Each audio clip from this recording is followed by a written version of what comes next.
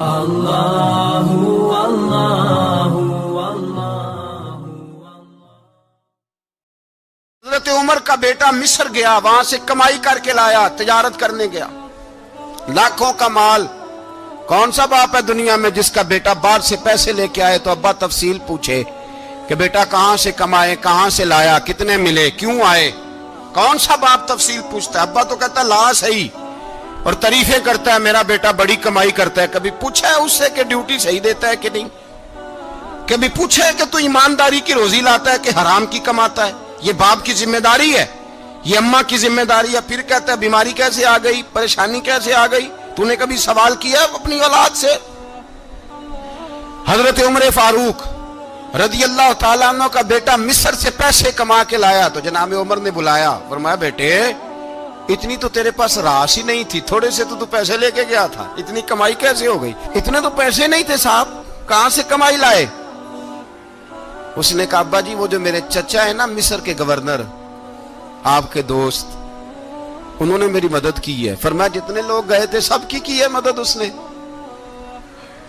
کہا نہیں صرف میری کی۔ فرمایا تیری کیوں کی؟ تیری کیوں کی؟ کہا حضور آپ کے دوست ہیں۔ فرمایا چپ کر، حضور انہوں نے مجھے اتنے پیسے دیے، میں نے کاروبار میں ڈالے تو نفع آیا تو میں ان کی رقم دے کے۔ فرمایا خاموش ہو جا، باقی جتنے لوگ گئے تھے سب کی مدد کی اس نے؟ کہا نہیں حضور صرف میری کی۔ فرمایا اس نے تیری مدد نہیں کی، اس نے خلیفہ کے بیٹے کی مدد کی، اس لیے کہ وہ خلیفہ کو اپنے حق میں نرم کر سکے۔ فرمایا آدھا مال تیرا ہے، آدھا مال غنیمت کا ہے، مال خزانہ کا ہے، مسلمانوں کا ہے، اس لیے کہ تو جو وہاں سے مال کما کے لایا ہے وہ اپنے باپ کے خلیفہ ہونے کی وجہ سے کما کے لایا ہے، لہذا رکھ ادھر۔ یہاں کہتے ہیں کدھر سے آیا، کیسے آیا، کون سا حساب دیں، کیا کریں؟ او بھائی حضرت عمر رضی اللہ تعالیٰ عنہ کا اپنی اولاد کے بارے میں یہ رنگ ہے۔ ایک جنگ سے نا خوشبو آئی، خوشبو بڑی مہنگی ہوتی تھی، عرب میں خوشبو آج بھی بڑی مہنگی ہے، وہ زیادہ استعمال کرتے ہیں۔ میری باتوں کی سمجھ آ رہی ہے میرے بھائیوں؟ بڑی مہنگی خوشبو تھی۔ جب وہ خوشبو آئی تو حضرت عمر نے کہا، گھر میں پہلے پہنچی حضرت عمر کے، چونکہ زیادہ عورتیں استعمال کرتی تھی گھر کے اندر خوشبو، مرد بھی لگاتے تھے۔ حضرت عمر نے اپنی بیوی سے کہا، آپ کی زوجہ تو تھی وہ بڑی خوشبو کو پسند کرتی تھی۔ حضرت عمر نے اپنی زوجہ سے کہا کہ خوشبو لاؤ، میں نے ایک عورت کی ڈیوٹی لگائی ہے، وہ خوشبو تول کے نا تو حصہ برابر صحابہ میں بانٹ دے گی۔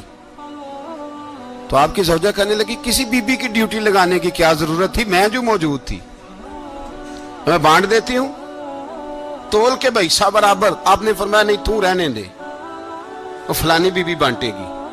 کہا حضور میں نے بھی بانٹنی ہے، میرے پہ کچھ حق ہے؟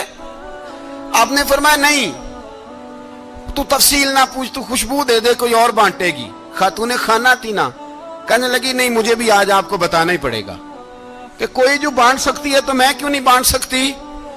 زوجہ کہتی عمر نے بات کی تو میری چیخیں نکل گئی۔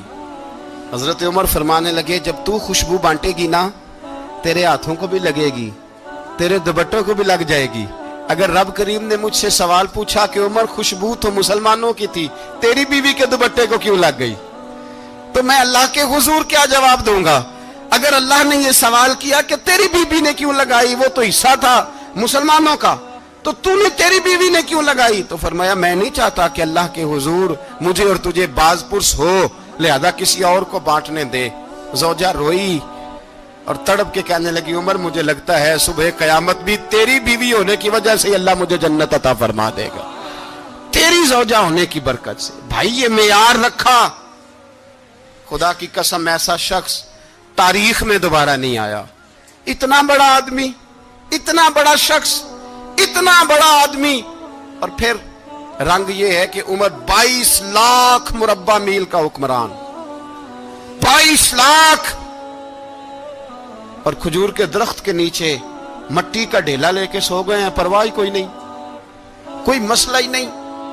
دو غلام ساتھ بیٹھے تو ایک روٹی حضرت عمر نے گھر سے منگوائی، تھوڑا سا سرکہ، تو غلام کہنے لگے ہم نے بھی کھانی ہے۔ فرمایا کوئی حرج نہیں، روٹی کو پیٹ بھر کے کھانا ضروری تو نہیں، 3 حصوں میں بانٹ لیتے۔ ایک آدمی آیا ہوا تھا مصر کا رہنے والا ملنے کے لیے، اس نے پوچھا عمر کدھر ہے؟ تو کہا وہ ادھر جاؤ مسجد میں بیٹھے ہوں گے. اور واپس آیا تو کہنے لگا وہاں تو 3 غلام بیٹھے ہیں, ایک روٹی بانٹ بانٹ کے کھا رہے ہیں, لگتا ہے کئی دنوں سے روٹی نہیں ملی. کہا 3 غلام تو کوئی نہیں, وہاں 2 ہی تھے, تیسرے تو امیر المومنین تھے. اس نے کہا نہیں نہیں 3 غلام ہیں, کپڑے بھی ایک طرح کے پہنے ہوئے ہیں, بلکہ 2 کے تو پھر صحیح ہیں, تیسرے کے تو زیادہ ماڑے ہیں. کپڑے بھی ایک طرح کے, کھانا پینا بھی ایک طرح کا, اور ان کا نشست برخاست بھی ایک طرح کی ہے, لہذا کوئی فرق نہیں. حضرت ابو ہریرہ کہتے ہیں میں لے کے آیا, اور جناب عمر کو جب میں نے کچی زمین میں تامت سمیٹ بیٹھے دیکھا تو میں رو پڑا. میں نے اس مصر سے آنے والے کو کہا تو اس کے جلوے دیکھ, اگر اس کی ذات میں اتنا حسن ہے تو محمد عربی کا مقام کیا ہوگا. یہ مقام غور ہے, مقام غور. 10 محرم کو لوگ دیگے پکائیں گے نا, نہیں پکانی ہے؟ کوئی بول دے نہیں, ہاں نہ نہیں کر دے. پروگرام بدلیا تو نہیں دی عید کی کہ وہی کام شروع ہویا ہے لات ٹائٹ ہونے والا. کیوں جی, پکنی ہے نا دیکھیں 10 محرم کو انشاءاللہ تعالی. ہم بھی پکائیں گے انشاءاللہ, یہاں بھی پروگرام ہوگا. تو 10 محرم کو جو دیگ پکنی ہے تو ایسا نہیں ہو سکتا کہ 1 محرم کو حضرت عمر کے نام کی بھی کوئی پک جائے. اگر امام حسن حسین کے نام کی دیگیں پکیں تو جو امام حسن حسین سے پیار کرنے والے ہیں, جو امام حسن حسین سے, ہم لوگوں نے بھی عجیب رٹا اپنایا ہے نا. ہم لوگ بات کا ایک پہلو دیکھتے ہیں, دوسرا نہیں دیکھتے. حضرت امام حسن اور حسین کو بھی نبی پاک نے شہید کہا, اور جناب عمر کو بھی رسول اللہ نے خود شہید فرمایا. فرمایا شہید ہے, خود فرمایا اپنی زبان سے کہ یہ شہید ہے, خود میرا عمر شہید ہے.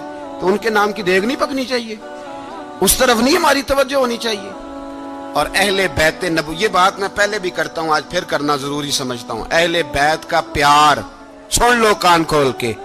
اہل بیت کا پیار اگر ہمیں کسی نے سکھایا ہے تو سیدنا عمر فاروق نے سکھایا ہے. اہل بیت نبوت کی محبت اگر کسی نے سکھائی ہے تو کس نے سکھائی ہے؟ بول کے بتائیے. حضرت عمر نے. اہل بیت کا پیار ہمیں حضرت عمر نے بول کر کے سکھایا ہے. بھائی یاد رکھیں, کسی کی طاقت نہیں تھی دم مارنے کی حضرت عمر کے سامنے, طاقت ہی نہیں تھی. کیسر و کسرا کانپ جاتے تھے, جرأت ہی نہیں کرتے تھے حضرت. اور ہمارے تو تعلقات بڑے ہیں نا غیروں سے. حضرت ابو موسیٰ اشعری رضی اللہ تعالیٰ عنہ فرماتے ہیں میرا منشی سائی تھا, وہ کاتب کہتے تھے وہ لوگ, میرا حساب کتاب عیسائی تھا. تو فرماتے ہیں ایک دن میں نے وہ سارا حساب کتاب لین دین کے حضرت عمر کو دکھائے تو فرمانے لگے جس نے لکھے ہیں اس کو بلاؤ. کہنے لگے حضور مسجد نہیں آ سکتا. کیوں نہیں آ سکتا؟ کہنے لگے وہ عیسائی ہے. کہتے ہیں حضرت عمر جلال میں آ گئے. آپ فرمانے لگے جنہیں رب دور کرتا ہے تم کیوں قریب کرتے ہو؟ جنہیں اللہ دور کرتا ہے. فرمایا تم غیروں کو اگر عہدے دو گے تو اپنوں کا کیا بنے گا؟